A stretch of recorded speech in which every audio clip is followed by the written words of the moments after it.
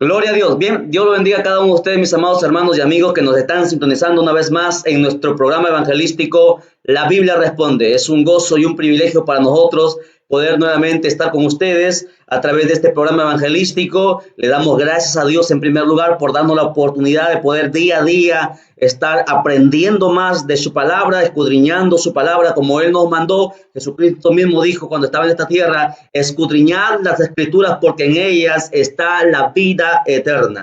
Hoy nos encontramos en el día 12 de mayo de este año 2020, en el cual todavía la humanidad sigue asustada, todavía sigue anonadada con esta pandemia, como nosotros llamamos, porque ya hemos visto la verdad acerca del coronavirus, que es un plan demoníaco de parte de la élite que gobierna el mundo para poder ejecutar su plan macabro que viene año tras año planeando, han venido planeándolo, y todo esto viene a dar cumplimiento a la escritura. Nosotros no nos sorprende esto, pues la Biblia habla que vendrían señales, vendrían cosas terribles a la tierra, y esto solamente es el inicio. Así que nosotros siempre estamos al día en las noticias, porque la Biblia contiene el pasado, el presente y el futuro. Todas las cosas que han sucedido, suceden y van a acontecer están escritos en este librito llamado Biblia, que mucha gente desecha, que mucha gente no quiere leer. Entonces, desde aquí nosotros, nuestra preocupación por todas las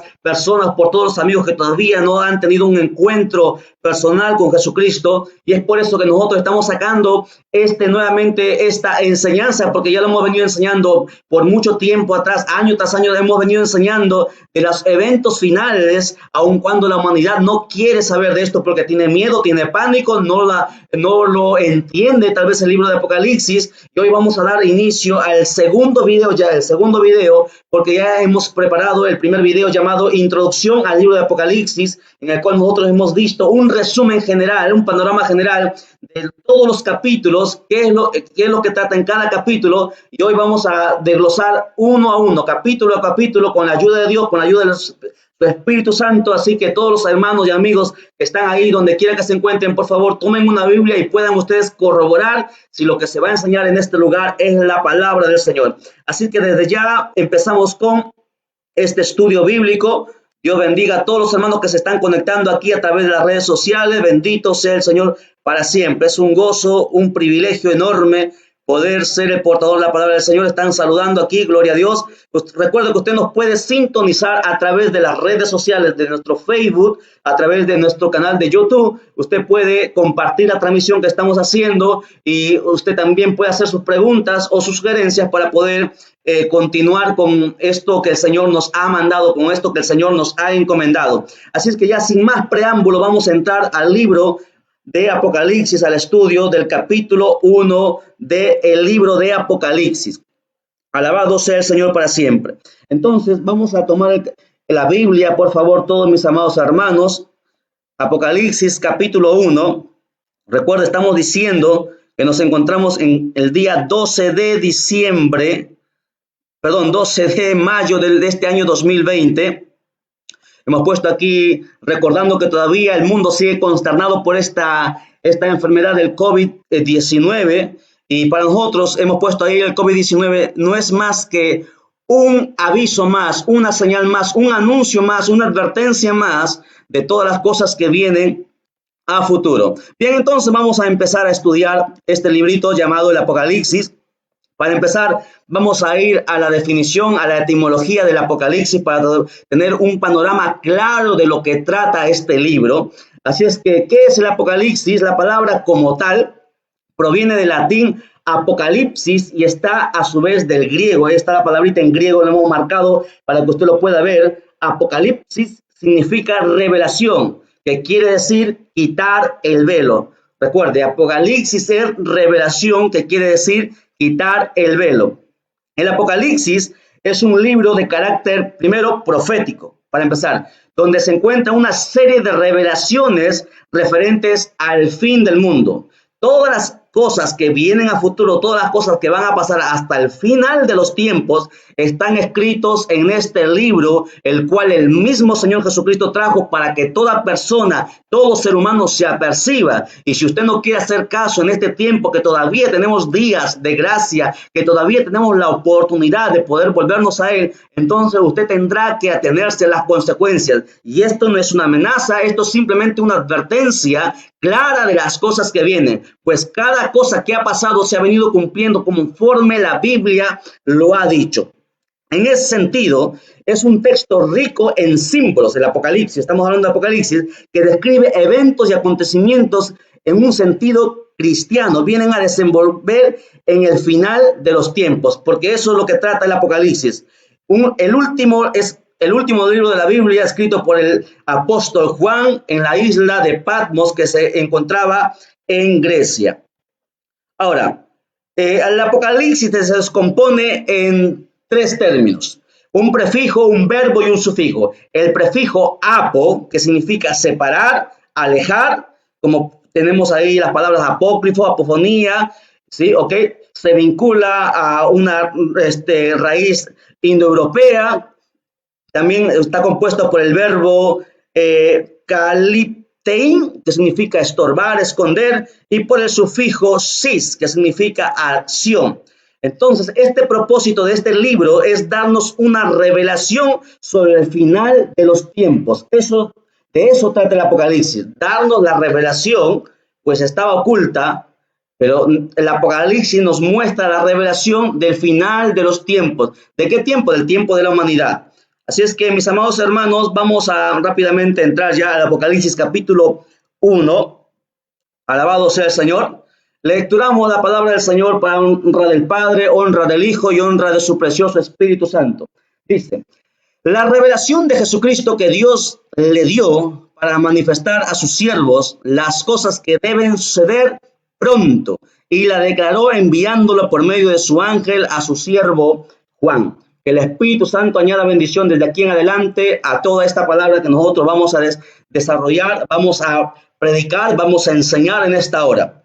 Bien, para empezar, la Biblia dice que esta revelación no es un pensamiento del apóstol Juan, no es una idea del apóstol Juan, como mucha gente piensa que la Biblia fue escrita por hombres pecadores y escribieron lo que pensaron y los hombres se equivocan. No, la Biblia es tajante. A Dios, conociendo el futuro, sabía que había mucha gente que pensaría así, pues el diablo se metió en sus propias mentes para engañar diciendo que el Apocalipsis es un libro más. No, el Apocalipsis y en la Biblia en general, toda la Biblia es la palabra de Dios, pues la Biblia dice, hace 2000 años escrita fue, y dice lo siguiente en 2 de Timoteo, capítulo 3, versos 16 y 17, que toda la escritura es inspirada por Dios, útil para enseñar, corregir, redarguir, a fin de que el hombre no se pierda, mas tenga vida eterna. Pues eso es lo que quiere Dios, que el hombre no se pierda. Es por eso que Jesucristo vino a esta tierra, porque vino a buscar y a salvar lo que se había perdido. Y el mundo todavía sigue perdido, la humanidad sigue perdida, corriendo tras sus pecados, corriendo tras sus deleites, haciendo tantas cosas que nosotros estamos viendo en estos últimos tiempos. Y aún Dios todavía da plazo, da todavía días de gracia, días de misericordia. Tal vez así a través de esta pandemia, como mucha gente lo han llamado, como la OMS lo ha llamado, y los Illuminatis lo han puesto. Tal vez así, tal vez el ser humano se acuerde y se vuelva de corazón a Dios. Dios está dando oportunidad al ser humano. La gente dice, pero qué pena que la gente muera. Sí, miles de personas, según la misma OMS, dice que son más de 100,000 personas en el mundo que a diario mueren. Todos los días mueren personas, pero Dios está dando una llamada de atención a la gente del mundo y también a los cristianos, que recuerden que pronto se acerca el final de esta carrera que la Biblia nos enseña. Entonces, este libro de Apocalipsis, que es el final de todo, es la conclusión de la palabra del Señor, es la revelación, y dice la Biblia ahí, es la revelación de Jesucristo. No es pensamiento de Juan. Jesucristo mismo trajo esta revelación porque estaba oculto. Recuerde, Apocalipsis es esa cara descubierto, estaba oculto en la revelación de Jesucristo que Dios le dio para manifestar ¿a quién? A sus siervos. ¿Qué cosas? Las cosas que van a suceder pronto. Pronto sucederán todas las cosas que están escritas en el Apocalipsis, pues el Apocalipsis todavía no ha sido abierta completamente. El Apocalipsis todavía nos encontramos en el capítulo 3, todavía falta que acontezca un acontecimiento que la iglesia espera, llamado el arrebatamiento de la iglesia, que sucederá en el Apocalipsis capítulo 4, y en el capítulo 5 muestra la gloria de Dios en el cielo, y en el capítulo 6 empieza los juicios de Dios a esta tierra, como lo hemos ya enseñado en el video anterior. Si usted no estaba ahí, por favor busque el video que se encuentra en nuestro canal de televisión en YouTube. Bien, entonces declaró enviándole por medio de su ángel a su siervo Juan, porque Juan no era cualquier hombre, ¿ok? No lo reveló a un borracho, a un ebrio, a un pecador, a un mentiroso. Fue revelada a Juan. Juan fue un apóstol del mismo Jesucristo. No fue cualquier persona. Tenía errores, tenía defectos, pero cuando tuvo un encuentro con Jesús cambió. Y de eso se trata el Evangelio. El Evangelio es un cambio por dentro y por fuera. El Evangelio no es una religión más. El Evangelio es un cambio, es un encuentro personal con Dios. Y aquel que ha tenido un encuentro personal con Dios, al igual que Juan, cambia su manera de vivir, cambia su manera de hablar, de vestir, de comportarse, su manera de actuar, cambia completamente. Y no es solamente una paradoja, sino es una realidad absoluta. Aquel que ha tenido un encuentro con Dios cambia completamente. Y Juan cambió, fue procesado por Dios, y es por eso, después de haber sido procesado, después de haber sido maduro, entonces Dios le da esta revelación para que lo traiga para toda la humanidad, para todas las iglesias, para toda persona nacida de mujer en esta tierra. Así es que entonces desde ya Jesús mismo empieza diciendo que esta no es pensamiento de Juan, que no fue una simple visión, sino es algo que acontecería, es algo que iba a suceder, y la trajo el mismo Señor Jesucristo. Capítulo 1, verso 1. Gloria a Dios. Continuamos entonces con la enseñanza. Veamos, siguiente diapositiva. El verso, gloria a Dios, el verso 2 dice que ha dado testimonio de la palabra de Dios y del testimonio de Jesucristo y de todas las cosas que ha visto. ¿Ok? ¿Por qué el Apocalipsis fue traído a Juan? Porque Juan no fue cualquiera. Primero, ahí dice la Biblia en ese mismo verso que Juan fue quien dio testimonio de la palabra de Dios. No fue un ocioso, no fue un haragán. Juan fue un hombre apartado para con Dios, y él mismo dio testimonio con su propia vida de la palabra de Dios, y dio el testimonio de Jesucristo y de todas las cosas que ha visto. Ahora, siempre la gente pregunta, pero ¿por qué el Apocalipsis le dio a Juan? No lo dio a Pablo, no lo dio a Pedro. ¿Por qué a Juan? Porque Juan tenía unas ciertas características que ahora nosotros vamos a estudiar, que ahora nosotros vamos a ver. Primero, en San Juan capítulo 13, verso 23 dice: y uno de sus discípulos, el cual Jesús amaba, estaba recostado en el pecho de Jesús. Mire, de los 12 discípulos que había escogido el maestro, había uno que era especial, el más joven de ellos, el apóstol Juan. Juan era una persona, y Jesús mismo lo destaca como el discípulo que él amaba. ¿Por qué? Por su manera sensible, por la humildad que él tenía, por la sencillez de su corazón. Es por eso que Dios trae revelación no a cualquier hombre, que diga que es profeta de Dios, o a cualquier mujer que diga que es una sierva de Dios. No, señores. Aquella persona que realmente Dios tiene algo con ella, es evidente su cambio, porque la Biblia dice que por los frutos se conoce a los hijos de Dios. No porque uno se tilde y se haga llamar cristiano, sino es por los frutos que se reconoce realmente a un hijo de Dios. Y Juan tenía frutos, claro, frutos evidentes. Es por eso que Jesús dice, el cual Jesús amaba. Se conoce a Juan como el discípulo amado de Jesús. Otra de las características de este discípulo, de este apóstol llamado Juan, lo encontramos en el mismo capítulo, el libro de San Juan, capítulo 22, versos 20 al 22, dice lo siguiente: entonces Pedro, volviéndose, ve a aquel discípulo al cual Jesús amaba, que lo seguía. Y cuando Pedro lo vio, dijo a Jesús: Señor, ¿y este qué? Y Jesús le dijo: si quiero que él quede hasta que yo venga, ¿qué a ti? Tú sígueme.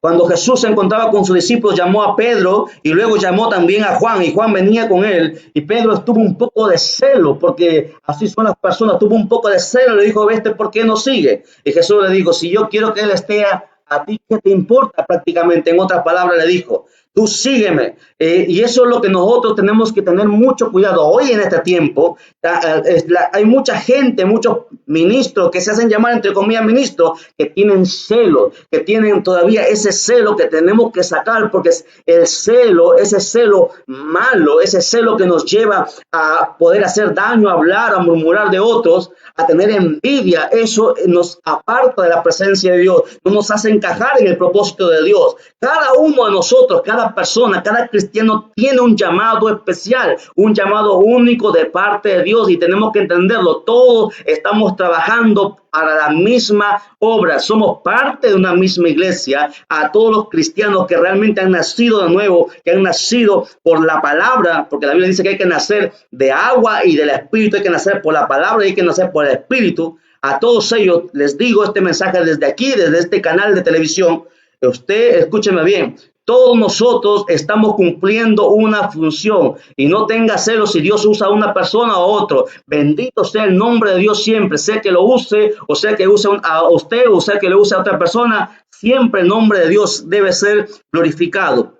Apocalipsis capítulo 1, verso 9, nos habla más de acerca del mismo Juan. Dice: yo, Juan, también soy vuestro hermano, compañero en la tribulación. ¿Se da cuenta? Juan pasó tribulación, y hoy hay muchos cristianos que no quieren pasar tribulación, que no quieren pasar problemas, y cuando vienen los problemas se salen del evangelio, se salen de la sana doctrina, se salen de la iglesia, forman sus propias iglesias, dividen las iglesias o se van al mundo algunos. ¿Por qué? Porque no aguantan las tribulaciones, y ahí es donde Dios nos prueba realmente. En la tribulación, en la prueba, nos ve realmente si nuestro carácter ha sido formado, si hemos nacido de nuevo. Es por eso que Juan no fue cualquiera. Juan pasó tribulaciones, y cada uno de nosotros somos llamados a pasar tribulaciones, porque Jesús mismo dijo: el siervo no es más que el Señor. Si al árbol verde hicieron así, ¿cuánto más será de los árboles secos?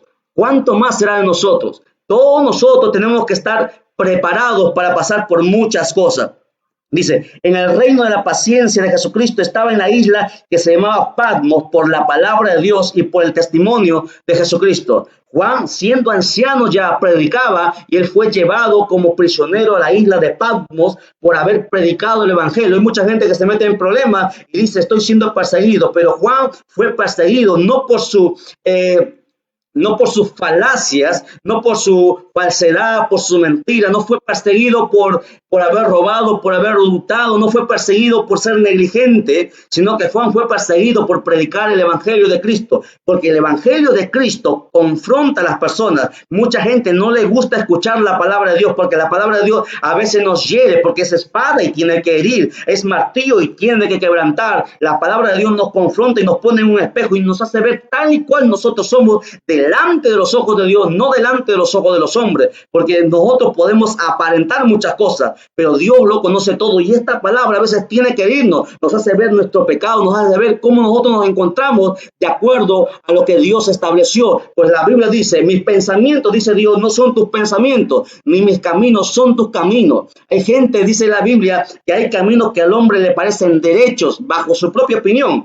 pero su fin, dice la Biblia, que es camino de muerte. Y Juan fue alguien que pasó tribulaciones, pasó persecuciones por causa de la palabra de Dios. Y hoy estamos mucha gente, con el transcurrir de los años, en estos 2000 años, mucha gente ha sido perseguida. La Iglesia Católica, con la Santa Inquisición, mató a miles de cristianos, y eso mucha gente no lo sabe, lo ignora, pues no estudia. Usted puede buscar información acerca de la Santa Inquisición, cómo los cristianos han sido perseguidos por todo el mundo. Los emperadores romanos, cuando la Iglesia empezó, hicieron desaparecer a los cristianos, pero no pudieron, porque los cristianos son el pueblo escogido por Dios. Por más que mucha gente le difame, mucha gente lo menosprecie, haga tantas cosas, los cristianos, escúchenme bien, son nacidos de Dios, son hijos de Dios. Aun cuando mucha gente se burle de ellos y los tilden de ignorantes y de tantas cosas, los cristianos son nación santa, pueblo adquirido por Dios. ¿Por qué? Porque Dios, dice la Biblia, que al soberbio lo mira de lejos, mas al humilde lo tiene cerca. Bendito sea el Señor para siempre.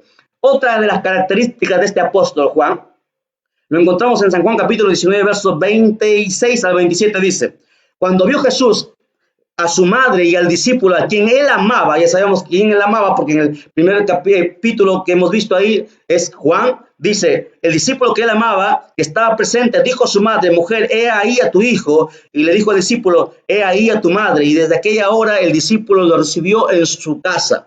Escúchame bien, de todos los apóstoles, de los 12, y ni siquiera el apóstol Pedro, a quien se le entregó las llaves del cielo, como mucha gente lo dice, el apóstol Pedro no estuvo ahí en el momento más difícil, en el momento más duro de nuestro Señor Jesucristo, porque cuando las papas queman, mucha gente sale corriendo, y es ahí donde Dios realmente ve a quienes dicen que lo aman, porque es fácil decir: Señor, yo te amo en las buenas, pero cuando vienen los problemas, vienen las aflicciones, ahí uno realmente demuestra que ama a Dios. Y Juan fue el único de los 12 que se encontró presente cuando Cristo estaba siendo crucificado en ese madero por causa de toda la humanidad. Juan fue el único. Y es por eso que después, cuando todos los apóstoles habían muerto, Juan todavía quedaba vivo, y a él Dios le entregó, escúchame, Dios permitió que a él ser revelado este libro de Apocalipsis. Por eso que la Biblia habla que ha dado testimonio de la palabra de Dios y del testimonio de Jesucristo. Entonces ya vamos entendiendo por qué es que Juan fue escogido para tener esta revelación, la revelación final. Gloria a Dios. Continuemos entonces. Versículo 2, vamos al versículo 3. Veamos. Dice la palabra de Dios: bienaventurado el que lee y los que oyen las palabras de esta profecía y guardan las cosas en ellas escritas, porque el tiempo está cerca. Bien, bienaventurado, bienaventurado. Primera palabrita que nosotros vamos a recalcar ahí o rescatar es la palabra bienaventurado. El significado bíblico de esta palabra es una forma de expresar una bendición. Cuando alguien dice bienaventurado, y la Biblia menciona muchas veces bienaventurado, bienaventurado, bienaventurado, es que está expresando una especie de bendición. ¿Ok? Este término proviene de la palabra hebrea que significa rodilla. Y algunos interpretan que precisamente para que el estar arrodillado se hacía cuando se iba a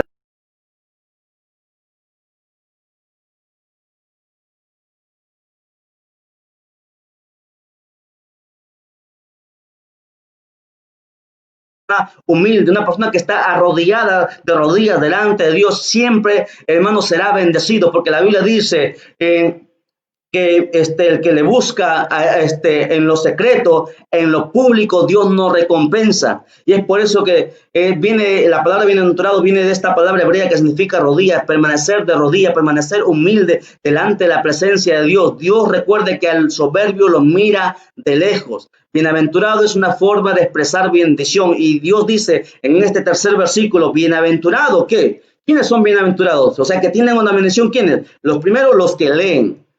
Y hay mucha gente que no quiere leer la Biblia, mucho menos el Apocalipsis, porque les da miedo, les da pánico, piensan que hay mucha gente porque no lo entiende. Pero desde el momento en que tú empiezas a lecturarlo, Dios ya te está diciendo bienaventurado. El que lee, ¿qué más dice la Biblia? Los que oyen. Porque mucha gente, la Biblia dice que la fe es por el oír, y el oír la palabra de Dios. Y si tú te encuentras en este momento escuchando atentamente la palabra de Dios, desde ya te digo que Dios mismo dice, no es mi persona, sino que Dios mismo dice que tú eres bienaventurado. Los que oyen, ¿qué? Las palabras de esta profecía, porque la Biblia es profecía también, está compuesta por libros de historia, por libros proféticos. La Biblia es el resumen completo, la sabiduría absoluta de Dios. Y esta profecía, el libro de Apocalipsis, que es profético, 100% profético, veamos qué significa la palabra profecía. Es un concepto que procede del latín profetia, aunque su origen más remoto se encuentra en la lengua griega, y se trata de un don sobrenatural que le permite conocer cosas distantes y futuras por inspiración de Dios. El término también es usado para referirse o para nombrar a las profecías hechas en virtud de este don. Entonces, este librito que nosotros tenemos aquí trata acerca de la revelación que Dios da. Eso es lo que significa profecía. Ahora, preste mucha atención, por favor. Vamos a ir al verso 4.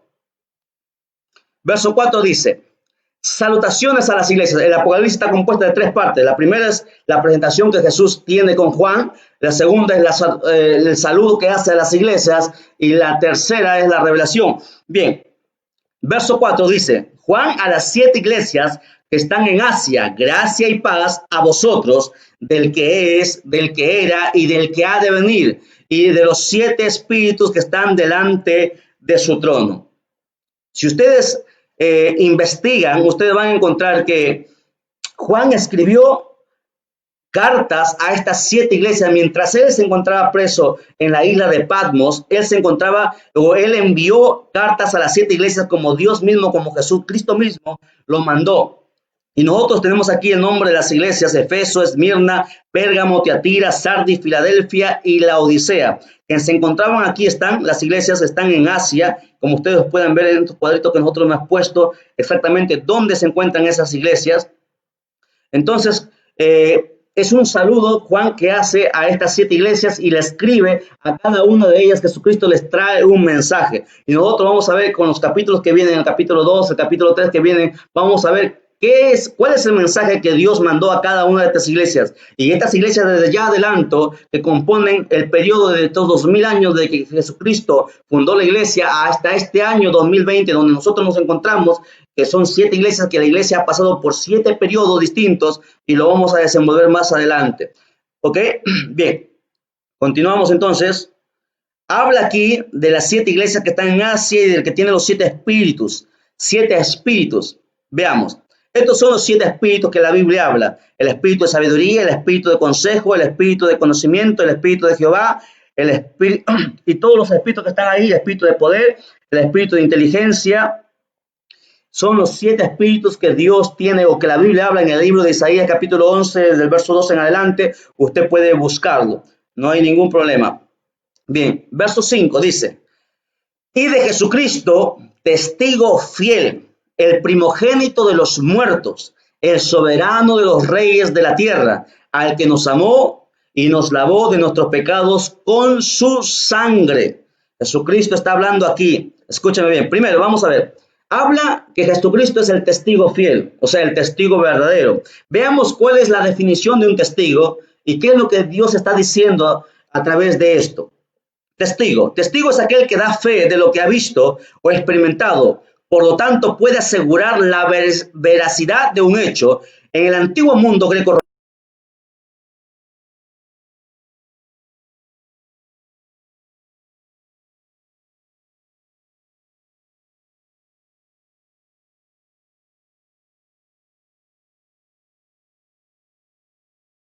no importándole, no teniendo miedo a la muerte. ¿Por qué? Porque ha sido testigo ocular, presencial, y ha visto y dice la verdad. Y se le conocía como mártires. ¿Por qué? Porque estaban dispuestos a morir. ¿Entiende? Entonces es un testigo, y Jesucristo es el único testigo fiel, el testigo verdadero. ¿Testigo de qué? De muchas cosas. Testigo de que existe un cielo, de que existe un infierno, de que existe vida después de la muerte. Jesucristo es el testigo fiel, el testigo verdadero. ¿Qué más dice? Que es el primogénito de los muertos. Veamos, ¿de qué muertos habla? ¿Será de los muertos de la tumba? ¿Será de los muertos que se levantarán para no volver a morir? ¿O de los muertos espirituales? ¿De qué tipo de muertos está hablando las escrituras en esta hora? Vamos a ver de qué es lo que la Biblia está hablando, ¿ok? ¿A qué se refiere cuando habla el primogénito de los muertos? Nosotros vamos a demostrar por la Biblia que no se está refiriendo. A ver, permítame. Aquí estamos. Ok, no se está refiriendo a muertos físicos. ¿Por qué? Porque Jesucristo no fue, el primero en resucitar. Antes de Jesucristo habían resucitado más de 6 personas. ¿Sí? Vamos a mencionar algunos de ellos. El primero en resucitar en la Biblia, que nosotros leemos, fue el hijo de la viuda de Sarepta. En 1 Reyes capítulo 17, verso 8 al 24, habla del profeta Elías, que tiene un encuentro que Dios le envía a Elías hasta Sarepta de Sidón, y encuentra una viuda que tenía su niño, que no tenían nada que comer, y la Biblia habla que Elías hizo un milagro ahí, y luego el hijo de esta viuda murió, falleció, y Elías fue y lloró a Dios, y el niño volvió a la vida. La Biblia dice que el niño había muerto, pero cuando Elías oró, el niño volvió a la vida y fue el primero en resucitar. El segundo fue el hijo, perdón, el hijo de la mujer, de la tsunamita, sí, el hijo de la tsunamita. Usted lo puede encontrar eso en Segunda de Reyes, capítulo 4, verso del 8 al 37. Eliseo, que era el profeta de Elías, cuando Elías había partido para el cielo, Eliseo de igual forma pasa por Sarepta y encuentra a una mujer que no tenía hijos, una mujer llamada la tsunamita, de Sunén, en Sunén, y esta mujer ya era mayor, ella y su esposo, y no podían tener hijos. Y entonces esta mujer hizo una buena obra con el profeta Eliseo, le dio posada, le dio cama, le dio alimentos. Eliseo le dijo, ¿qué voy a hacer por ti? Y ella dijo, no necesito nada. Y el discípulo Jesse de Eliseo le dijo que no tenía hijos. Entonces el profeta profetizó, lanzó la palabra y dijo, el año que viene, por estas fechas, abrazarás en tu regazo a un niño. Y fue así. Esta mujer concibió, ya siendo mayor, concibió a su hijo. Y cuando el niño creció, la Biblia dice que este niño, pasado un tiempo, murió porque la Biblia relata que ella murió, y ella fue a buscar al profeta, y el profeta vino, lloró por él, y al igual que lo hizo su maestro Elías, este niño, a través de la oración de Eliseo, volvió a la vida y fue segundo resucitado en la Biblia. El tercero sí fue el hombre que tocó los huesos del profeta Eliseo. En 2 de Reyes, capítulo 13, versos 20 al 21, habla que Eliseo ya había muerto, y luego iban a enterrar a un hombre, y vinieron una banda de hombres asaltantes, y aquellos que iban a enterrar a este joven lanzaron el cuerpo en la cueva, en la tumba donde estaba Eliseo, y el cuerpo de este joven muerto topó los huesos de Eliseo, y dice la Biblia que volvió a vivir. Fue el tercero resucitado en la Biblia. Luego nosotros en el Nuevo Testamento también encontramos a Lázaro. En San Juan capítulo 11, verso 39 al 44, habla que Lázaro ya hacía 4 días que estaba en la tumba, que estaba en el sepulcro, y Jesús dio la palabra, dio la autoridad, y Lázaro volvió a la vida. Ahora, ¿quién más? El hijo de la viuda de Naín también habla en Lucas capítulo 7, verso 11 a 17, que iban a enterrar a el hijo único de una viuda en Naín, y la viuda lloraba mucho y todo el pueblo estaba consternado, y Jesús vino y se encontró con ellos y le dijo, joven, a ti te digo, levántate. Y el joven se levantó, estaba muerto ya, volvió a vivir. La hija de Jairo también en Lucas capítulo 8, verso 40 al 56, la Biblia relata que estaba muerta. Jairo fue a buscarlo y le dijeron, Jairo, ya no busques más al maestro porque tu hija ha muerto. Pero Jairo insistió, y Jesucristo fue a la casa de Jairo, entrando en la casa, cerrando la puerta, y le dijo, niña, talita cumi, niña, a ti te digo, levántate. Y la niña se levantó. Y la gente no creía, la gente decía, se estaba burlando porque Jesús dijo, esta niña ha muerto. O sea que fueron muchos los que resucitaron en el tiempo antes que Jesucristo. Es más, cuando Jesucristo murió, ¿sí? Cuando el velo fue rasgado, la Biblia dice en Mateo capítulo 27, versos 50 al 53, que muchos santos se levantaron de la tumba y testificaron y dieron testimonio, y fueron incluso hasta Jerusalén. Entonces, había mucha gente que había resucitado entre Jesús. Entonces, cuando aquí habla que Jesucristo es el primogénito de los muertos, ¿de qué muertos está hablando? Están hablando de los muertos espirituales, porque la gente que no tiene a Dios, la gente que no tiene a Jesucristo dentro de su corazón, está muerto espiritualmente. Si muere, escúcheme bien, sin Cristo no se van a volver a levantar incorruptibles. Es por eso que la Biblia habla que Jesucristo es el primogénito de todos los muertos. Fue el primero, porque Lázaro vivió, y todos los que hemos dicho, mencionado, resucitaron y volvieron a morir, pero Jesucristo no. Jesucristo resucitó y nunca más volverá a esa tumba. Por eso la Biblia habla el primogénito de los muertos. ¿Qué más dice hablando de Jesucristo? El soberano de los reyes de la tierra. ¿Qué significa la palabra soberano? Aquí está, nosotros hemos puesto persona que ejerce autoridad de gobierno y dignidad de representación. En primera de Timoteo capítulo 6, verso 15, habla que hay un único soberano, rey de reyes y señor de señores. Entonces, esta persona, Jesucristo, es el soberano, el único que tiene la autoridad suprema. ¿Qué más dice? Al que nos amó, porque como Jesucristo, nadie, absolutamente nadie, de amar. Nadie soportaría los padecimientos que Cristo padeció por cada uno de nosotros. Dios nos amó. En San Juan 3:16 dice, de tal manera Dios amó al mundo que envió a su Hijo unigénito para que todo en aquel crea no se pierda, mas tenga vida eterna. El amor de Jesucristo fue hasta la cruz del Calvario, que en la misma cruz Él dijo, Padre, perdónalos porque no saben lo que hacen. Ve el amor de Dios, el amor tan grande. Mucha gente no se puede entender si le hicieron todo, le pegaron, le escupieron, le dejaron, hicieron tantas cosas. Pero sin embargo, él dijo, Padre, perdónalos porque no saben lo que hacen. Y hasta el día de hoy todavía sigue enseñando las marcas al Padre, diciéndole, Señor, todavía yo morí por ellos, dale oportunidad. Esta pandemia que nosotros estamos pasando y mucha gente está muriendo, mucha gente está siendo infectada. Todavía Dios tiene su misericordia y a usted y a mí Dios nos ha guardado. No porque seamos buenos, no porque lo merezcamos, sino porque Dios es bueno y así Él lo ha determinado. El soberano, el que nos amó y nos lavó nuestros pecados con su sangre. Jesucristo nos lavó los pecados con su sangre. Mateo capítulo 26, verso 28. Escúcheme bien, dice, porque esta es mi sangre del nuevo pacto y que por muchos es derramada para remisión de los pecados. La sangre tuvo que ser derramada para que Dios pueda redimir nuestros pecados, para que Dios pueda perdonar nuestros pecados, porque sin derramamiento de sangre no hay perdón de pecados, dice la Biblia en el libro de Hebreos. Era necesario que alguien perfecto como era Jesucristo derramara su sangre, escúchame bien, su sangre por toda la humanidad para que Dios lo pudiera aceptar. Por eso que es el único mediador entre Dios y nosotros.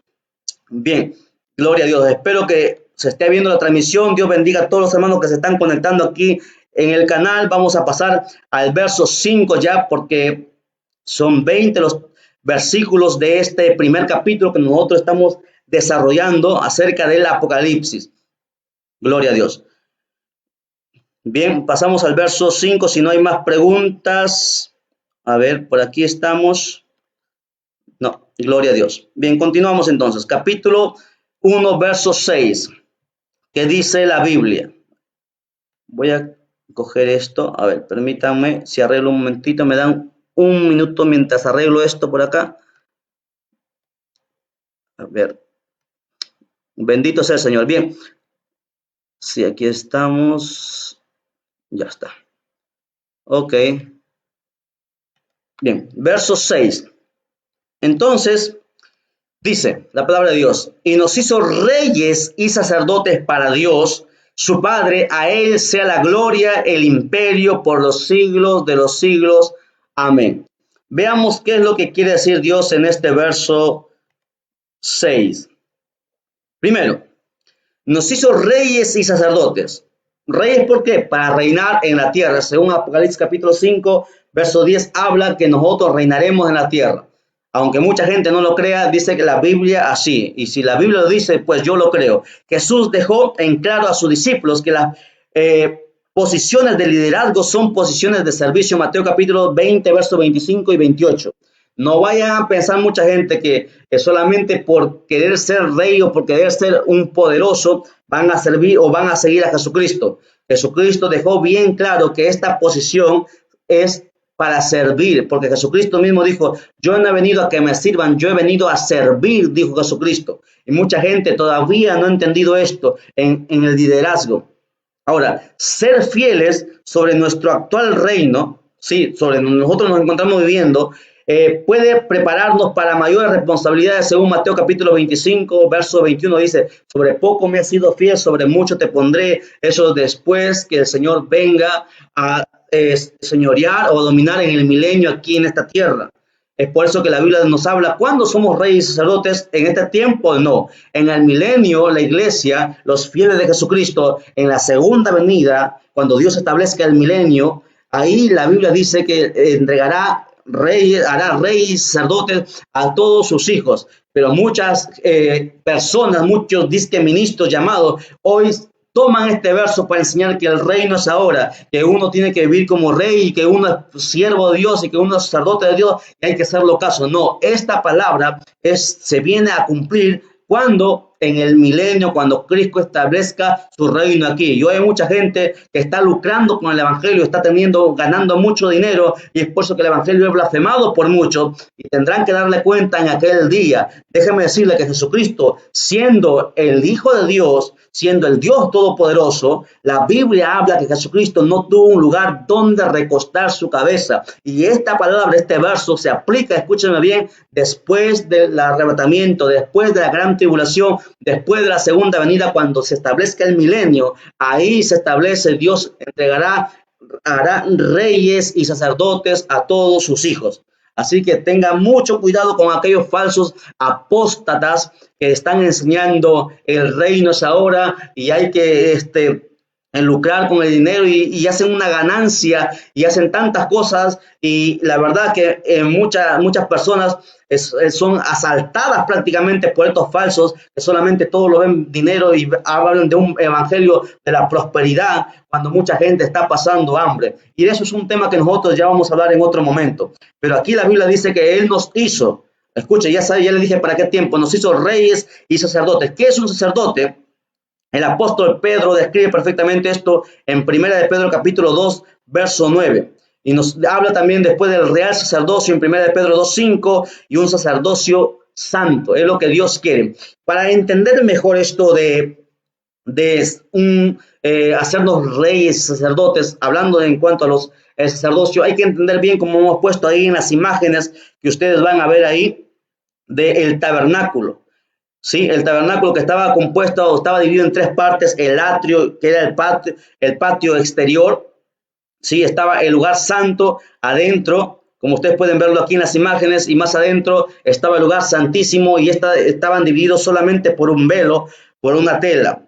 El sacerdote era el encargado, una vez al año, según el libro de Hechos, una vez al año, entraba del lugar santo al lugar santísimo para ofrecer expiación por los pecados de Israel. Y asimismo, cuando la Biblia dice, cuando Cristo fue crucificado, dice la Biblia que el velo fue rasgado. Cuando Cristo murió, el velo fue rasgado, permitiéndonos ahí entrar ahora al lugar santísimo. Es decir, que cada uno de nosotros, cada persona que ha nacido de nuevo, ahora es un sacerdote que puede tener comunicación con Dios. Y la idea de este sacerdote es acercar a las personas a Dios, porque un sumo sacerdote es un intermediario entre Dios y los hombres. Y cada evangélico, cada cristiano, cada hijo de Dios tiene que tener esta función de acercar a Dios a la gente a través de su palabra, no a través de las falacias, no a través de la mentira, de los falsos dones, sino a través de la palabra, porque la palabra es la que traspasa, la palabra es la que transforma. Hay que ser intercesores, hay que orar por ellos, hay que ayunar, hay que consagrarse, hay que vivir una vida consagrada para con Dios, porque un sumo sacerdote no era cualquiera,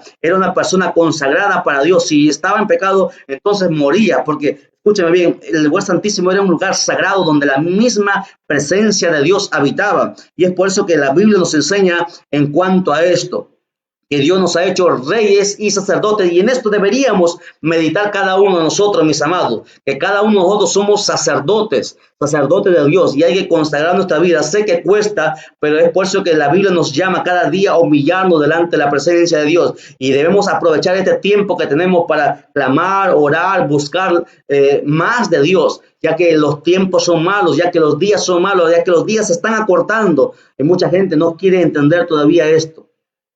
Verso 7. Dice la Biblia: he aquí que viene con las nubes. Está hablando Jesucristo. He aquí que viene con las nubes, y todo ojo lo verá, y los que le traspasaron, y todos los linajes de la tierra harán lamentación por él. Sí, amén. Veamos el estudio sobre esto. He aquí viene con las nubes.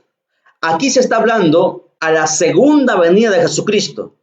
Hay dos eventos diferentes. Uno es el arrebatamiento de la iglesia y el otro es la segunda venida de Jesucristo. Y cuando habla que viene en las nubes y todo ojo lo verá, está hablando que Jesucristo aquí, como nosotros hemos puesto en esta imagen, primero es el arrebatamiento de la iglesia, luego después de las semanas 70 de Daniel, de la gran tribulación, Jesucristo vendrá nuevamente en su segunda manifestación, o en la segunda venida de Jesucristo, y ahí es donde todo ojo lo verá. Los satélites captarán que vendrá el Rey de Reyes, Señor de Señores del cielo, en una nube vendrá con toda la iglesia de Jesucristo. Y ahí es donde se cumple esta palabra, donde dice todo ojo lo verá, y los que les traspasaron, ¿quiénes fueron ellos? El pueblo de Israel, y todos los linajes de la tierra harán lamentación por él. Sí, amén. Como ustedes pueden ver ahí en esa imagen, en nosotros estamos puestos. Usted tiene que entender esto acerca de la diferencia entre el arrebatamiento que habla 1 Tesalonicenses capítulo 4, verso 17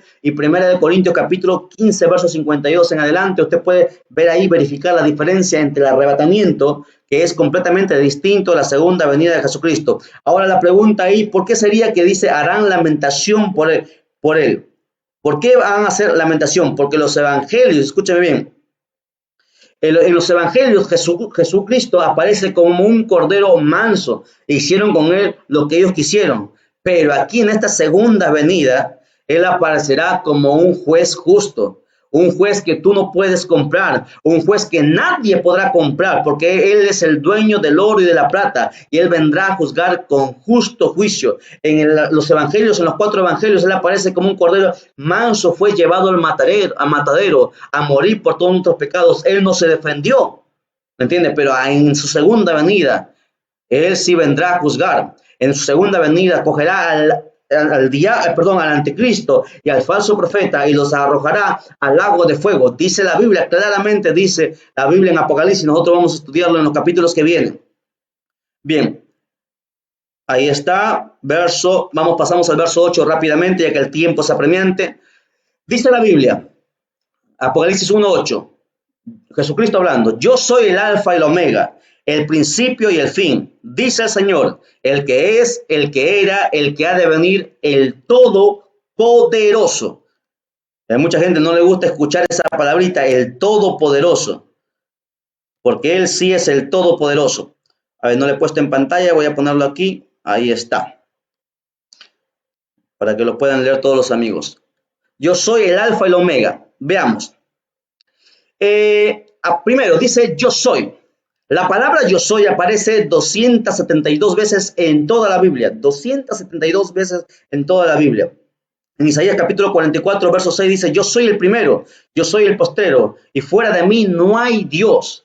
Está hablando supuestamente Dios en el Antiguo Testamento. Y aquí mismo habla también en Apocalipsis, está esta palabrita, yo soy. Jesucristo diciéndose, yo soy, él se está presentando. Miqueas capítulo 5, verso 2 dice que él es eterno, él es el alfa y el omega, principio y fin.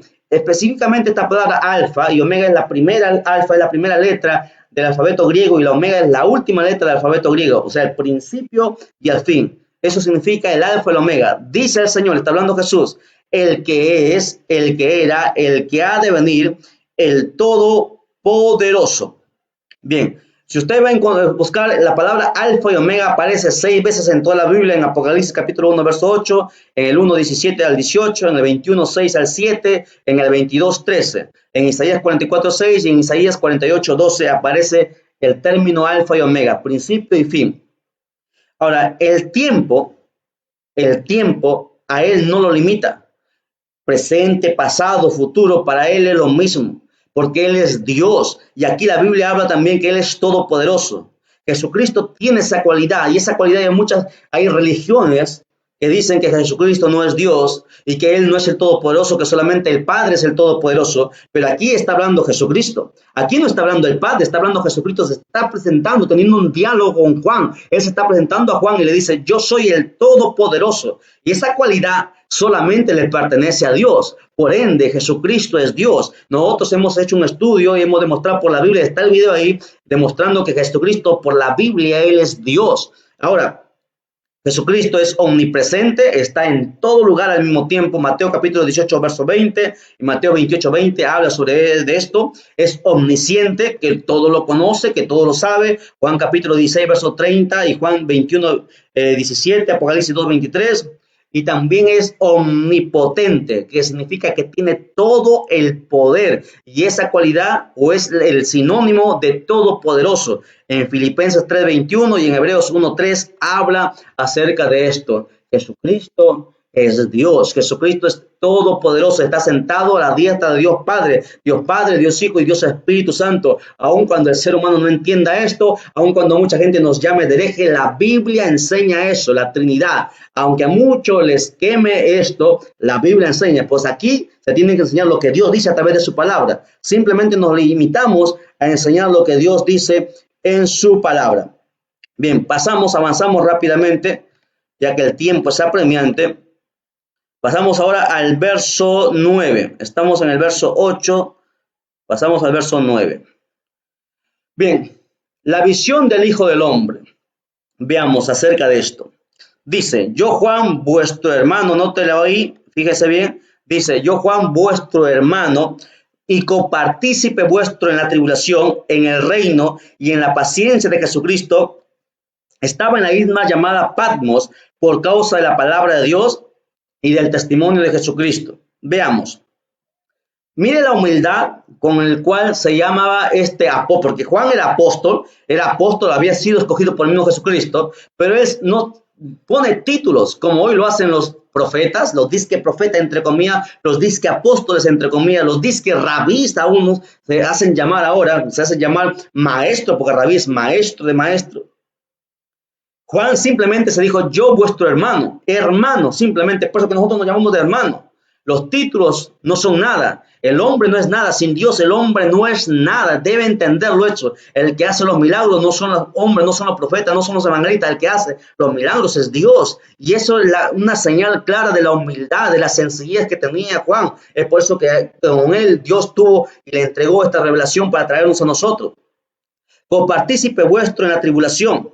Y hablábamos hace un momento que el cristianismo, estaba siendo duramente perseguido a finales del primer siglo, ¿sí? Fue perseguido por los emperadores romanos, por Nerón, por Veneciano y por todos los emperadores, por 10 emperadores que trajeron mucho dolor a la iglesia de Jesucristo en los primeros años.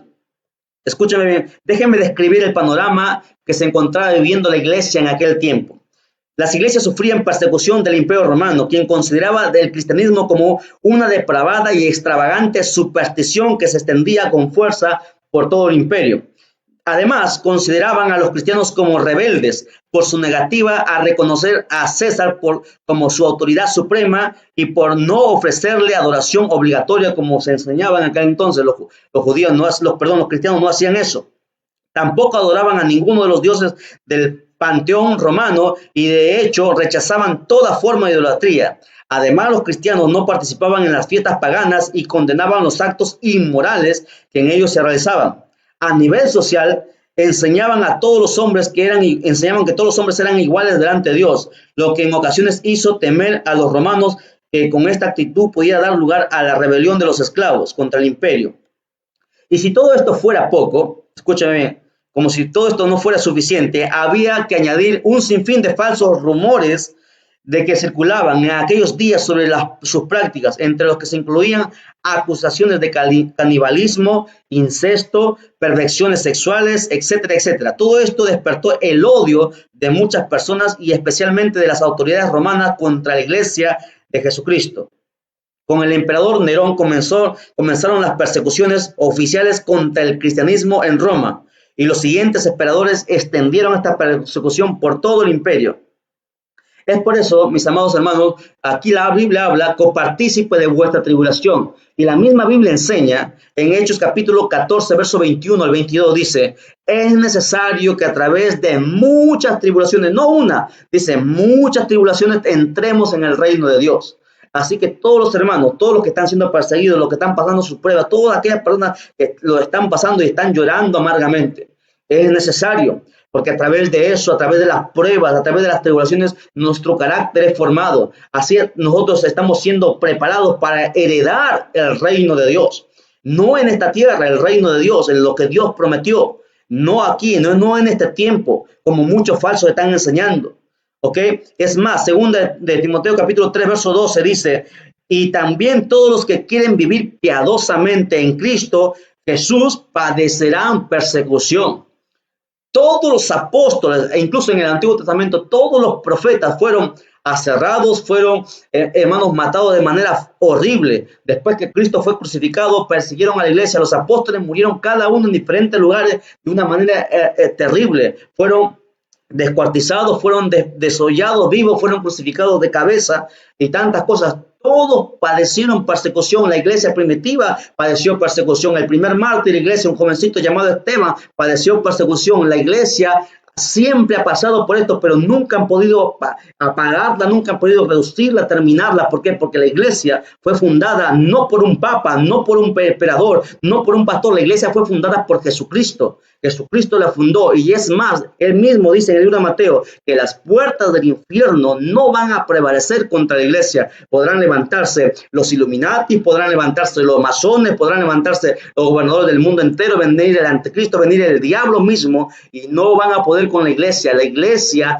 fue fundada por Jesucristo, y Jesucristo prometió volver y llevarnos con él. Y no vamos a pasar por la gran tribulación. Estamos pasando por esta antesala, estas señales de dolores de parto. Estamos pasando, los cristianos algunos están sufriendo, algunos también han muerto con esta pandemia, pero bendito sea Dios, porque Él sabe por qué permite todas estas cosas, y ya llegará el momento que se terminará y nos dará unos días de gracia para poder evangelizar con fuerza, y luego partimos para el cielo como Jesucristo lo prometió. Él vendrá a llevar a los suyos, vendrá a llevar a su iglesia. Así que no tenga miedo, no se asuste, es normal sufrir, es normal padecer, pues la Biblia dijo que, la Biblia misma enseña que esto no es fácil, es un camino solamente para valientes, y ningún cobarde, dice la Escritura, heredará el reino de los cielos. Así que, mis amados hermanos, no se asusten, no tengan miedo. La Biblia dice que para nosotros la muerte es ganancia. Así que usted esté confiado, busque a Dios y espere en Dios, que Él sabe lo que hace. Amén. Verso 10. Veamos Apocalipsis capítulo verso 10. Veamos lo que dice la Escritura en el verso 10. Yo estaba en el Espíritu, dice, en el día del Señor, y oí detrás de mí una gran voz como de trompeta. Veamos. Pablo describe en Gálatas capítulo 5, verso 16, digo pues, andad en el Espíritu y no satisfagáis los deseos de la carne. Andar en el Espíritu. ¿Qué significa que Juan andaba en el Espíritu? Probablemente dicen algunos teólogos que estaba en ayuno, que estaba en comunión con Dios. Ahora, luego menciona el día del Señor. Y aquí hay un debate entre muchos teólogos, en el cual dicen que el día del Señor está hablando aquí, hablando del sábado, del sabbat, y otros dicen que no, está hablando del domingo, del primer día en el que Jesucristo resucitó. Pero en sí, si usted estudia profundamente, usted va a encontrar que no se le refiere a ningún día. No está hablando de un día en específico, está hablando en el día del Señor. El día del Señor es aquel día final de los tiempos. Los cálculos, veamos. Nosotros hemos puesto aquí en la frase el día del Señor, es utilizada muchas veces en la Biblia, y aquí tenemos algunos pasajes que se menciona de este día del Señor, de este día de Jehová. En Isaías capítulo 2, verso 12, en el capítulo 13, verso del 6 al 9, Ezequiel, Joel, Amos, Abdías, Sofonías, Zacarías, Malaquías habla sobre que llegaría un día. ¿Y qué señala esto? ¿Qué es lo que se refiere con esto? Vamos a ver.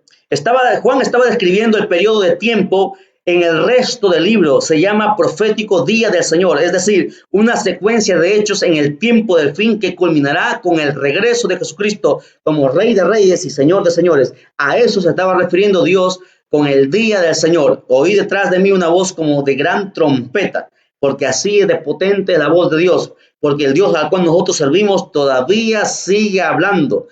Por eso es que nosotros estamos aquí, porque a nosotros no nos han contado el cuento, no nos lavaron en la cabeza. A nosotros no vino un pastor y nos dijo tantas cosas y nos lavó la cabeza. No, nosotros hemos tenido una experiencia con Dios, y es por eso que permanecemos aquí. ¿Por qué? Porque Dios es real, es más real que tú y yo. Dios es tan real, tan cierto como tú vives, Él vive, Él existe. Y Él habla a su pueblo audiblemente, Él todavía sigue trayendo rema de Dios. Es por eso que Dios todavía sigue hablando a las naciones, diciéndole que se aperciban, que se arrepientan, que la Biblia mismo Jesús cuando estuvo en la tierra dijo, si no os arrepentís, todos pereceréis igualmente. Y Dios está llamando en este último tiempo a la humanidad a arrepentirse. ¿Arrepentirse de qué? De sus pecados, porque tus pensamientos no lo son los pensamientos de Dios. Y eso tenemos que entenderlo perfectamente. Hay que arrepentirnos, si no todos vamos a perecer, dice la Biblia, de igual forma, de igual manera. Veamos, verso 11. Verso 11. dice que decía: yo soy el alfa y el omega, el primero y el último. Escribe en un libro lo que ves y envíalo a las 7 iglesias que están en Asia: a Efeso, Esmirna, a Pérgamo, Teatira, Sardis, Filadelfia y la Odisea. 7 iglesias que están, y Dios nos menciona en ese orden, porque en ese orden justamente ha pasado los periodos de la iglesia en estos 2000 años, que lo vamos a ver nosotros más adelante. Entonces, primero, esto fue un mandato del mismo Dios. Jesucristo dijo: escribe en un libro lo que ves, envíalo a las iglesias. Y es por esto que Juan envió estas cartas a las iglesias, porque fue un mandamiento de Dios, y cuando Dios habla, nosotros tenemos que obedecer. Y ahí hemos puesto una imagen acerca de las iglesias que están ahí, y dónde se encontraba Dios, perdón, y dónde se encontraba cada una de las iglesias mencionadas en Asia, las 7 iglesias del Apocalipsis de Asia. Veamos, verso 12. Verso 12, vamos a pasar, si no hay ninguna pregunta, nosotros avanzamos. El verso 12, a ver, me confirman si está en pantalla saliendo, parece que no. Veamos, ahí debe estar, ya está. Bien, dice la palabra del Señor: y me volví para ver la voz que hablaba conmigo, y vuelto vi 7 candeleros de oro. La forma de un candelero de oro me ha puesto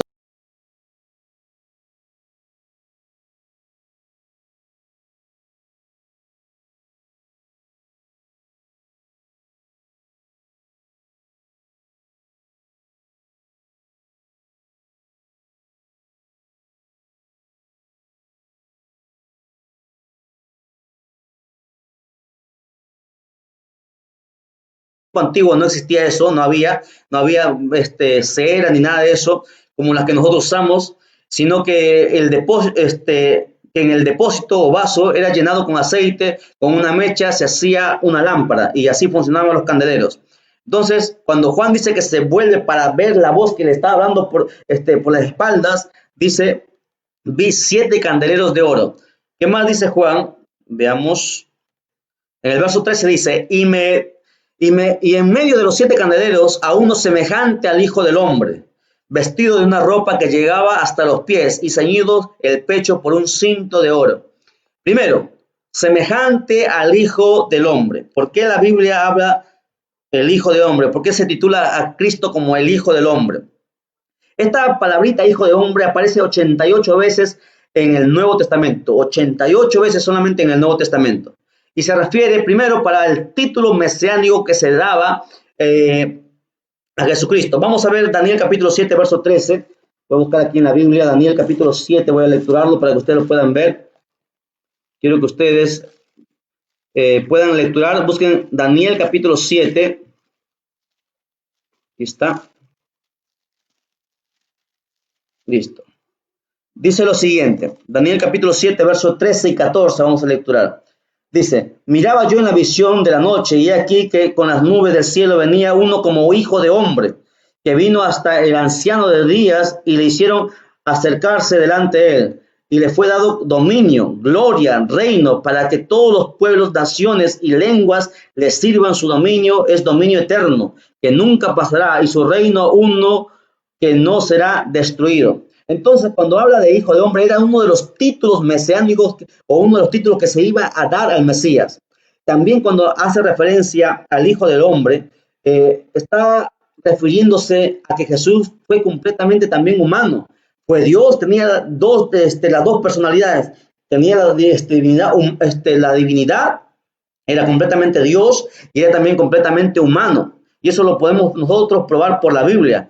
San Juan capítulo 1, verso 1, él habla que Jesucristo era Dios. Y San Juan 1:14 habla que Jesucristo era completamente también humano. Es más, en 1 Juan capítulo 4, verso 2, dice, en esto conocemos el Espíritu de Dios. Todo espíritu que confiesa que Jesucristo ha vino en carne, humano, es de Dios. Y es por eso que se menciona como Hijo de Hombre. Y usted ve ahí a este Hijo de Hombre rodeado de 7 candeleros. 7 candeleros, y cada candelero tenía 7 lamparitas. ¿Qué más? ¿Qué más dice? Que sus ropas, o sea, su vestido llegaba hasta los pies. ¿Qué significa esto? Simplemente que, bueno, era semejante, su ropa era semejante a los sumos sacerdotes y los reyes, se vestían con hasta los pies. En Hebreos capítulo 4, verso 14 al 15, y Apocalipsis 19:16. En Hebreos 4:14 habla que era los sumos sacerdotes usaban esto, y Apocalipsis capítulo 19, verso 16 habla como rey. Entonces, ¿qué más demostraba que sus ropas estaban hasta los pies? Su santidad, su pureza. Y hoy se ha perdido eso, e incluso hasta los hombres se ha perdido eso. Hoy la gente viste como se le da la gana. Y mucha gente dice, no, Dios mira solamente el corazón, y aquí hay que tener mucho cuidado. Dios mira el corazón, Dios te cambia. Cuando tú tienes un encuentro con Dios, te cambia por dentro y también te cambia por fuera. Hasta la manera de vestir Dios nos cambia, porque hay que vestir con decoro, prudentemente con decoro, dice la Biblia, modestamente y con decoro. Y la prueba que Jesucristo mismo se vestía hasta con sus vestidos hasta los talones, hasta los pies, demostraba su santidad, su pureza. ¿Qué más? Tenía un cinto de oro que simboliza la alta dignidad de los hombres laboriosos. Hablaba también de la inteligencia y del conocimiento. De eso se habla el cinto de oro. Eso simboliza el cinto de oro. Veamos, verso 14. Veamos, cambiamos aquí. Capítulo 13, estamos. Aquí está, verso 14. Bien, vamos a ver, Juan está describiendo este capítulo. De repente para algunos es un poco, de repente les causa sueño tal vez porque es un poco pesado, pero esto está describiendo la importancia del encuentro que tuvo Juan con Jesucristo y describe a Jesucristo. ¿Por qué? Porque hoy hay mucha gente que dice que ha visto a Jesús, que ha conversado con él, que ha tenido un encuentro con él y lo describe completamente distinto a lo que la Biblia describe. Y aquí nosotros hacemos caso a lo que la Biblia dice, no a lo que la gente dice, porque hay muchos falsos. La Biblia dice que se levantarían muchos falsos engañadores y a muchos van a engañar. Es por eso la importancia de nosotros conocer la Biblia. En el verso 14, Juan describe a Jesucristo. Dice, su cabeza y sus cabellos eran blancos. Y algunos dicen que Jesucristo, sus cabellos son dorados. La ha visto Jesús con cabellos dorados como oro. Así dice la gente. Pero la Biblia dice que sus cabellos eran blancos como la blanca lana y como nieve, sus ojos como llama de fuego. Veamos, cabellos blancos. Job capítulo 12, verso 12 al 13, hace referencia a la sabiduría, los ancianos, sobre todo los ancianos en años que adquieren sabiduría, les da entendimiento. El Proverbio 16, 32 habla de esto. Las canas son una digna corona, ganada con una conducta honrada. Entonces lo que simboliza los caballos blancos son eso, una digna corona. ¿Qué más? Los ojos como llamas de fuego simbolizan la ira de Dios y el furor de su ira. Pero mucha gente dirá, pero ¿cómo que la ira de Dios si Dios es amor? Claro, Dios es amor, pero también es fuego consumidor. Y la Biblia dice que en Apocalipsis describe Dios vendrá, su ira vendrá, la ira de Jesucristo vendrá sobre esta tierra. Y yo se lo voy a demostrar por la Biblia. Apocalipsis capítulo 6, versos 16 al 17, vamos a lecturar. Porque mucha gente dice, no, es imposible, yo no creo en Jesús. Si tu Jesús es así, dicen algunos, yo no creo en ese Jesús. Pero bueno, ¿qué importa lo que tú creas? Aquí importa lo que Dios dice. Apocalipsis 6, verso 16 dice lo siguiente. Y decían a los montes y a las peñas, caed sobre nosotros y escondednos del rostro de aquel que está sentado sobre el trono y de la ira del Cordero, porque gran día de su ira ha llegado, y ¿quién podrá sostenerse en pie? Ojos como llama de fuego. ¿Qué simbolizan esto? La ira de Dios a causa del pecado de la humanidad, a causa que Dios dio tiempo, 2000 años para que se arrepienta, pero el ser humano no quiere obedecer a Dios, le sigue dando la espalda. A pesar que Dios le dio vida y le dio todo, el ser humano le sigue dando la espalda. Entonces en aquel día tendrán que darle cuenta a Dios. Verso 15. Veamos, Apocalipsis, verso 15. Pasamos al siguiente texto. Ahí está. Dice, y sus pies semejantes al bronce bruñido, refulgente como en un horno, y su voz como estruendo de muchas aguas. Pies como bronce bruñido. Indica que sus pies pisarán lugar de la ira de Dios. Esto está en Apocalipsis capítulo 19, verso 15, habla sobre esto. En esos pies habrá una gran fuerza para poder soportar el fuego, porque habrá fuego. Hollará a los impíos y ateos enemigos de Dios. El bronce es un metal que resiste el fuego, por eso que se semeja, dice ahí, sus pies como bronce bruñido. Ahora, voz de trompeta, voz como de estruendo.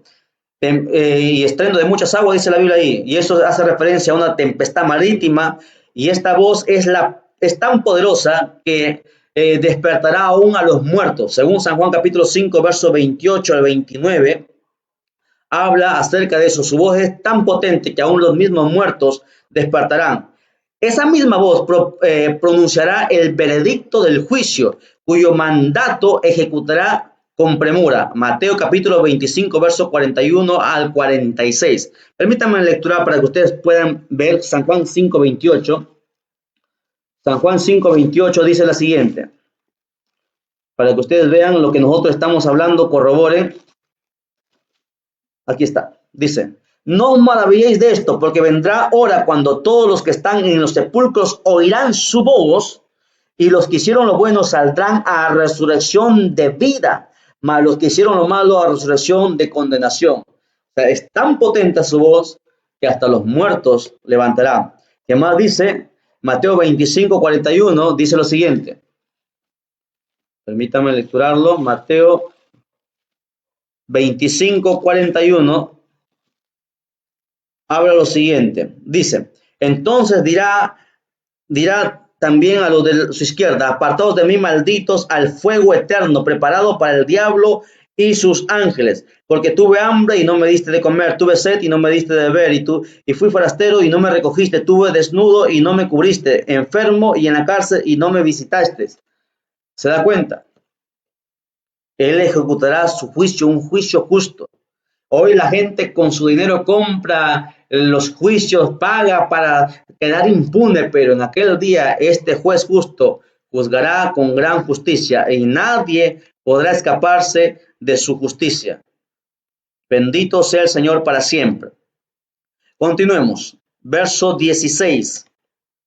Dice, tenía en su diestra 7 estrellas, y de su boca salía una espada aguda de 2 filos, y su rostro era como el sol cuando resplandece en su fuerza. Gloria a Dios. Bien, veamos, describamos esto. Primero dice, habla de 7 estrellas, y la Biblia nos habla que son los ángeles, son los siervos de Jesús, son los pastores, son los líderes, son los ministros, estas estrellas que habla la Biblia. ¿Por qué? Porque a estos hombres se les ha dado un cargo, se les ha dado una responsabilidad. Y estos hombres, y es más, algo interesante que aquí dice, su diestra, tenía en su diestra las 7 estrellas. La iglesia, escúchame, está representada por los candeleros y Jesús se pasea por el medio de ellos, pero a los pastores, a los ministros, las estrellas las tiene en sus manos. ¿Por qué? Porque en sus manos están más seguras. ¿Por qué? Porque estos ministros, los pastores, los líderes, las cabezas de las iglesias, son atacadas fuertemente por el diablo, son atacadas por el mundo. Y el diablo, para poder deshacer la grey, tiene que pasar primero por la cabeza, y es por eso que los pastores son tan atacados. Y es por eso que Jesucristo los pone en un lugar seguro, donde dice el mismo Jesús dice, de mi mano nadie los podrá arrebatar. Mientras un pastor, un líder, un ministro se encuentre bajo la perfecta voluntad de Dios, se encuentre en obediencia a su palabra, nadie podrá arrebatarlo de su mano. El problema es cuando uno empieza a alejarse de Dios. Ahí vienen los problemas y uno dice, pero Dios, ¿por qué me has abandonado? No es que Dios nos ha abandonado, sino que nosotros abandonamos, nos alejamos de Dios, que es diferente. Y eso hace referencia a que en su diestra tenía 7 estrellas. Los ministros están en las manos del Señor, como lo dice Hebreos capítulo 13, verso 17. ¿Por qué? Porque estos pastores, estos líderes son los que darán cuenta al Dios del rebaño. Ellos van a dar cuenta. Y es por eso que Dios los tiene en sus manos protegidos, siempre y cuando ellos también se dejen sujetar de la mano de Dios. Habla también, de su boca salía una espada aguda de 2 filos. Esta espada es un emblema de autoridad ejecutora. Romanos capítulo 13, verso 4, habla sobre esto. Y también la espada en la Biblia, según Hebreos capítulo 4, verso 12, es la palabra. La palabra de Dios es como una espada de 2 filos, más cortante que una espada de 2 filos. Dice que traspasa las coyunturas, traspasa los tuétanos, traspasa el alma y el espíritu. Así de poderosa es su palabra. Esta misma palabra es la que va a juzgar y castigará a los incrédulos. Lo pruebo. Juan capítulo 12, verso 47. Juan capítulo 12, lo leo para los que no tienen Biblia, verso 47 y 48. Dice lo siguiente. El que oye mis palabras y no las guarda, yo no le juzgo. porque no he venido a juzgar al mundo, está hablando Jesús, sino a salvar el mundo. El que me rechaza y no recibe mis palabras, tiene quien lo juzgue. La palabra que he hablado, ella le juzgará en el día postrero. ¿Entiendes tú, amigo, ahora por qué nosotros insistimos en que tú leas la Biblia? Porque cualquier persona que haya estudiado o haya leído algo puede engañarte, puede hablarte. Yo mismo podría estar engañándote. El pastor podría estar engañándote, o un cura podría decirte también muchas mentiras. Pero ¿cómo tú sabes cuál es verdad y cuál es mentira? La única forma es yendo a la fuente, y la fuente es la palabra de Dios. Es por eso que si tú te rechazas la palabra de Dios y buscas libro, buscas catequesis, buscas tantas cosas y no vas a la fuente, no vas a la Biblia, entonces esta palabra te va, en aquel día, dice la Biblia, te va a juzgar. Aquella palabra te va a condenar. Porque su palabra fue entregada. Por esta palabra los apóstoles derramaron su sangre. Por esta palabra los primeros cristianos padecieron tantas cosas, para que tú tengas esta oportunidad de tú conocer la palabra. Es más, desde el Antiguo Testamento la Biblia viene diciendo que el pueblo perece. ¿Por qué? Porque le faltó conocimiento de la palabra de Dios.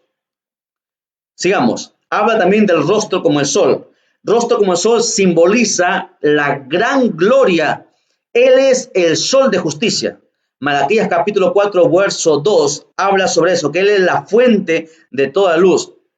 Es más, gloria de Jesús.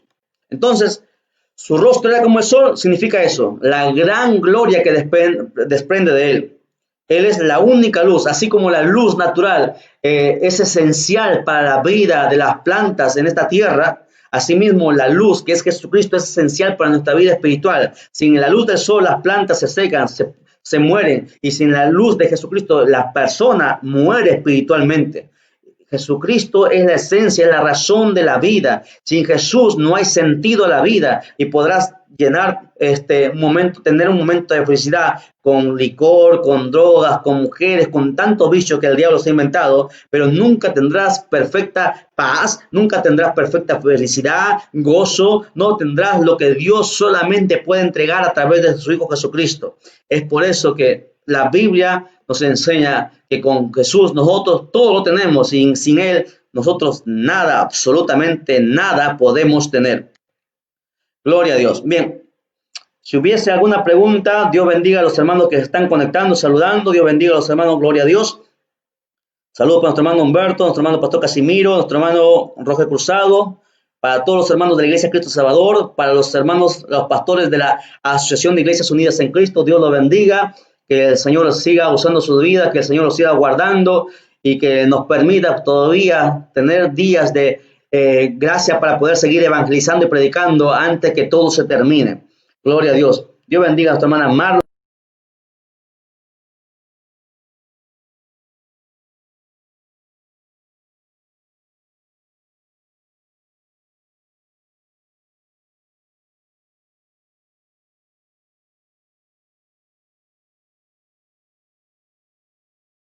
Entonces con la enseñanza.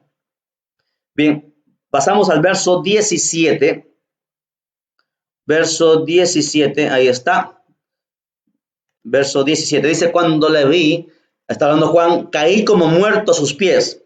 Y él puso su diestra sobre mí, diciendo: no temas, yo soy el primero y el último. ¿Se da cuenta ahí? Primero, Juan, mire, Juan, cuando era joven había estado con Jesús, había estado 3 años con Jesucristo, con el mismo Jesús, se recostaba en su pecho, dice la Biblia. Pero cuando Juan nuevamente vuelve a tener un encuentro después, cuando él ya era anciano y contempla la gloria, la majestad del Jesucristo, él queda anonadado, y hay un cierto temor al él ser un hombre humano, un simple humano, tener un encuentro con el mundo espiritual. Él tiene temor. Es por eso que la Biblia dice: cuando lo vi, caí como muerto a sus pies. Y todo aquel que tiene un encuentro con Dios cae tendido, la fuerza se nos vanece, se nos va. Mucha gente ha tenido esa experiencia, se nos va. ¿Por qué? Porque delante de Él, dice la Biblia, se dobla toda rodilla. Nadie puede permanecer en pie delante de Él, porque Él es extraordinario, no hay nadie como Él. ¿Ok? Y lo primero que hace Jesús es decirle: no temas. Si usted quiere ver una referencia sobre esto, que también Daniel lo presenció, Daniel capítulo 10, versos 5 al 12, habla también que cuando Daniel tuvo esta presencia divina frente a él, él también cayó tendido como muerto a sus pies. Ahora, al ver la gloria de Jesús, el temor se apoderó de Juan. Ese temor ante los espíritus por parte de los humanos confirma la realidad del mundo espiritual, lo que los ateos niegan. ¿Okay? Si los hombres santos como Daniel, como Juan, cayeron rendidos de miedo y de temor ante la majestad de Dios, me pregunto yo, ¿cómo será cuando los ateos contemplen esto? Cuando los que dicen que no existe Dios, que no existe cielo, que no existe infierno, que no existe vida después de la muerte. ¿Cuánta temor vendrá sobre ellos? Porque es fácil para ellos es negar la realidad que ellos no entienden, que no han presenciado, porque están lejos de Dios.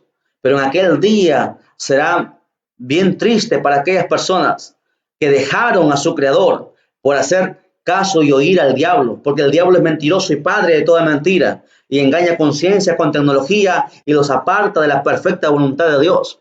¿Y de qué le vale tener tanta ciencia, tecnología, conocimiento? Si al final cuando uno muere nada se lleva y todo se termina, según ellos. No, cuando uno muere recién es que empieza la eternidad. Y se darán cuenta que existe un alma y que existe un espíritu. Y que el alma es eterna y que tendrá que ir a uno u otro lugar. Y será triste porque la Biblia dice que solamente después que uno muere viene el juicio.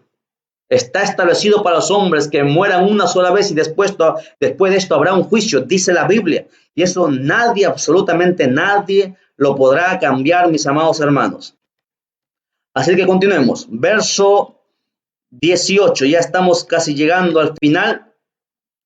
Verso 18, dice, a ver, permítanme. Acá. Dice, y el que vivo y estuve muerto, más sea aquí que vivo por los siglos de los siglos. Amén. Y tengo las llaves de la muerte y del Hades. Veamos. En la Biblia aparecen diferentes tipos de llaves.